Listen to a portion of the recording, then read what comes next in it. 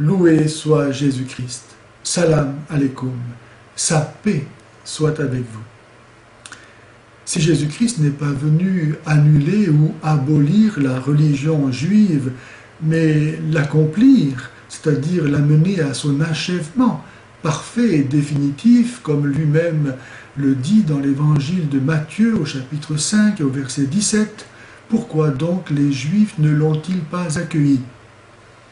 Eh bien parce que, comme d'autres après eux, et beaucoup aujourd'hui encore, ils ont entendu la parole de Dieu d'une façon toute charnelle, c'est-à-dire qu'ils souhaitaient que le Messie les débarrassât de la domination temporelle des Romains sur le territoire de la Palestine. Ils voulaient que le Messie leur assurât une domination temporelle sur la terre d'Israël, ce que d'ailleurs ils attendent toujours de lui. Mais Jésus-Christ, qui est le vrai Dieu, n'était pas que le Dieu des Juifs. Et son message montrait que les portes du royaume des cieux qu'il venait instaurer s'ouvraient à tous les hommes, ce qui piqua l'orgueil national des Juifs qui se sont crus alors dépossédés de leurs prérogatives. Si tout le monde est le peuple élu, alors nous ne le serons plus.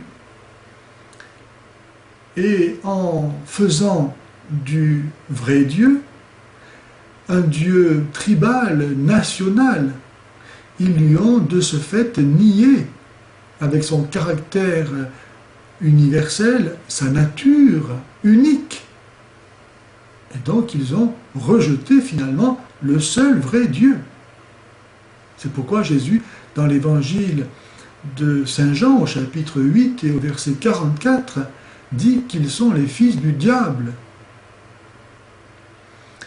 Si Jésus-Christ est venu nous donner d'entrer dans le royaume de Dieu, ce n'est pas un royaume temporel, terrestre, c'est un royaume spirituel, parce que Dieu est esprit. Et donc il s'agit pour nous, si nous voulons entrer dans le royaume de Dieu, de passer de la chair à l'esprit, de devenir spirituel. Et cela est possible uniquement si nous nous unissons à la mort et à la résurrection du Christ, à la mort au péché, liée à notre condition charnelle, et à la vie nouvelle d'enfant de Dieu donnée par la résurrection. Dès lors, si Jésus-Christ est venu nous laver dans son sang de tous nos péchés et nous donner sa vie au prix de la mort qu'il a endurée sur la croix, nous ouvrant ainsi les portes de la vie éternelle, quel autre salut pourrions-nous attendre après Jésus-Christ ?